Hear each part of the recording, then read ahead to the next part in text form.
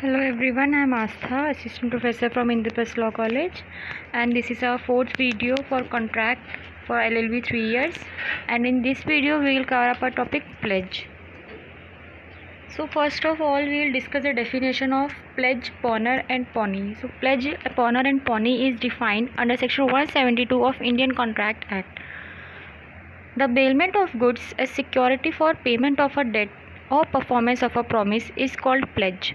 So basically इस definition से we are getting that pledge is a kind of bailment only, but bailment में क्या होता था कि हम अपने goods किसी को किसी specific purpose के लिए देते थे, but in pledge what we do is इसमें हम goods को जो security for payment of debt देते हैं. मतलब जैसे suppose करो I have purchased a car और उसके बदले पे मैंने डेट किसी से लिया, तो जो मेरा कार होगी वो क्या होगा, कार के ऊपर मेरा डेट हो गया. मतलब कि अगर मैं वो कार का लोन रीपे करने में अनफुलफिल होती हूँ तो then that person can take my car from me.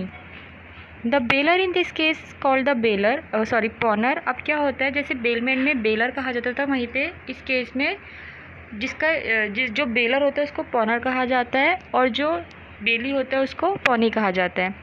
The bailment of goods as security for payment of a debts और परफॉर्मेंस ऑफ अ प्रॉमिस मतलब जब अपने गुड्स को बेल करते हो, जब अपने गुड्स को किसी पर्पस के लिए देते हो और वो गुड्स एज अ सिक्योरिटी होते हैं for payment of a debt, तो उनको हम बोलते हैं प्लेज. अब जैसे कि सपोज़ आपने मुथूट फाइनेंस जैसे होता है, जैसे आपने मुथूट फाइनेंस पे अपनी गोल्ड ज्वेलरी रखी, तो वो क्या हो गया, वो प्लेज हो जाता है एक टाइप का कि आप अपनी गोल्ड ज्वेलरी डेट के पर्पस के लिए, डेट के उसके लिए आपने वहाँ से पैसा लिया और बदले में अपनी गोल्ड ज्वेलरी रख दी. So that is a debt, that is a pledge. The bailor is in this case called the pawnee and the bailee is called pawnee. An example of a pledge is a cash down payment on a car. An example of a pledge is promise that you will buy a person's car. अब जैसे कि एक example होगी, जैसे suppose करो आपने किसी car के ऊपर डेट लिया, अब that person is unable to repay a loan, तो उस केस में क्या होगा, आप उस पर्सन से उसकी कार ले लोगे. Now there are rights of pawnee. अब क्या होता है, जो राइट्स होते हैं पॉनी के वो ड्यूटीज़ होती हैं पॉनर की, और जो राइट्स होते हैं पॉनर के that are the duties of pawnee. So will discuss the rights of pawnee. Pawnee कौन होता है, जिसको हम बेसिकली पॉनर होता है जो कि उसको ले रहा है. बेलर जिसको बोलते हैं, पॉनी होता है जिसको हम सिक्योरिटी दे रहे हैं गुड्स की. तो जिसको सिक्योरिटी दे रहे हैं हम गुड्स की, उसके लिए कुछ राइट्स होते हैं that will discuss. Pawnee has a right to retain the goods pledge until payment of debt, interest and any other expenses incurred for maintenance of such goods. मतलब पॉनी के पास राइट होता है कि वो गुड्स को तब तक रख सकता है अपने पास जब तक कि पूरा डेट का अमाउंट रिकवर ना हो जाए, इंटरेस्ट रिकवर ना हो जाए, और जो भी उसने एक्स्ट्रा मेंटेनेंस के लिए एक्स्ट्रा एक्सपेंसेस मेंटेनेंस के ऊपर स्पेंड करे हैं वो कवर अप ना हो जाए. For example, X pledges his gold jewelry for some loan from a bank. In such a case, bank has all the rights to retain the gold jewelry not only for adjustment of loan amount but also for payment of interest accrued on such loan amount. मतलब अगर कोई person अपनी gold jewellery किसी loan के लिए pledges इस gold, कोई person अपनी गोल्ड ज्वेलरी प्लेज करता है किसी बैंक में, तो उस केस में क्या होता है, बैंक ना सिर्फ गोल्ड ज्वेलरी को ना कि सिर्फ तब तक रख सकता है जब तक कि लोन का अमाउंट एडजस्ट ना हो जाए, बल्कि वो तब तक रख सकता है जब तक कि उसका इंटरेस्ट भी, उस लोन के ऊपर जितना इंटरेस्ट है वो भी पॉनर जो है वो इंटरेस्ट के साथ पूरा पे ना करे, तब तक वो गोल्ड ज्वेलरी रख सकता है. Pawnee has a right to file a suit for recovery of debt while retaining the goods pledged as security. Pony के पास राइट होता है कि वो सूट फाइल कर सके और गुड्स को तब तक रख सके जब तक कि पॉनी के पास राइट होता है कि वो सूट ऑफ रिकवरी फाइल कर सके डेट के लिए. He has right to sue for the sale of goods pledge and payment of money due to him. और उसके पास राइट होता है कि अगर पॉनर जो है उसकी पेमेंट नहीं कर रहा है, जो भी उसने उससे पैसा लिया था वो उसको नहीं दे रहा है, तो इन दैट केस पॉनी के पास राइट होता है कि वो अपने जो गुड्स है पॉनर के वो उनको सेल कर दे और जो भी उसका पेमेंट ड्यू है वो उससे रिकवर कर ले. Pawnee has a right to seek reimbursement of extraordinary expenses incurred. Pawnee has right कि वो जो भी एक्स्ट्रा ऑर्डिनरी एक्सपेंसेस उसने कवर अप किए हैं वो उनको भी रिकवर अप कर सकता है.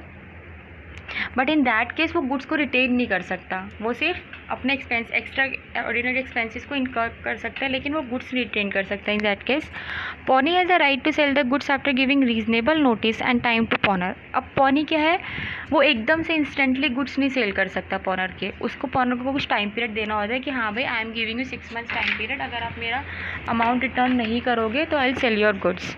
तो इन दैट केस इसको नोटिस देना होता है, कुछ टाइम देना होता है पॉनर को। Pawnee can sue pawnor for deficiency if any after the sale of such goods. Now suppose pawnor ने लोन लिया पॉनी से 2 लाख रुपीज़ का, और जो गुड्स थे वो थे 1,50,000 के। तो इन दैट केस पॉनी के पास क्या होता है, पॉनी के पास राइट होता है कि वो जो भी अमाउंट 50,000 का कम उसको पड़ रहा है वो उससे रिकवर कर सकता है। And pawnee can sue pawnor for deficiency, कि वो अपनी डेफिशिएंसी के लिए उसे स्यू कर सकता है कि हाँ भाई, आप मैं I gave you 2 lakh rupees, लेकिन मुझे आपके गुड से 1,50,000 रिकवर हुआ है, तो 50,000 आपको मुझे पे करने पड़ेंगे, तो उसके लिए पॉनर को स्यू कर सकता है। Also if there is any surplus on sale of goods pawnee must return it to the pawnor. लेकिन ऑन द अदर हैंड अगर वो गुड्स 2 लाख के थे लेकिन पॉनी उनको सेल कर देता है 2,50,000 में, तो इन दैट केस पॉनर को 50,000 रिटर्न करने होते हैं। Next is rights of पॉनर। अब जो राइट्स ऑफ पॉनर होते हैं वो ड्यूटीज़ किसकी होती हैं, पॉनी की। So here rights of pawnor are the duties of pawnee and rights of pawnee are the duties of pawnor. In case pawnee makes any unauthorised sale of goods, मतलब suppose करो pawnor ने pony को अपने goods किसी time period के लिए कुछ purpose के लिए दिए हैं, और इन दैट केस पॉनी जो है कुछ अनऑथराइज यूज़ कर लेता है सेल्स गुड्स का, तो और वो उस बात का कोई नोटिस नहीं देता पॉनर को। इन दैट केस पॉनर के पास राइट होता है कि वो अपने सारे गुड्स पॉनर के पास राइट होता है कि वो पॉनी के गुड्स बेच सके। पॉनी अगर अनऑथराइज यूज करता है गुड्स का तो पॉनर बेच सकता है उससे। Rights to file a suit for redemption of goods by making payment of debt. Right to claim for damages and loss on ground of conversion. और पॉनर के पास ये भी राइट होता है कि अगर पॉनी ने उसके कोई गुड्स को कन्वर्ट कर लिया है या कुछ डैमेज किया है, तो उससे वो क्या होता है, वो उस केस में डैमेजेस क्लेम कर सकता है। पॉनर जो है पॉनी से डैमेजेस क्लेम कर सकता है अपने गुड्स में जो भी लॉस हुआ है।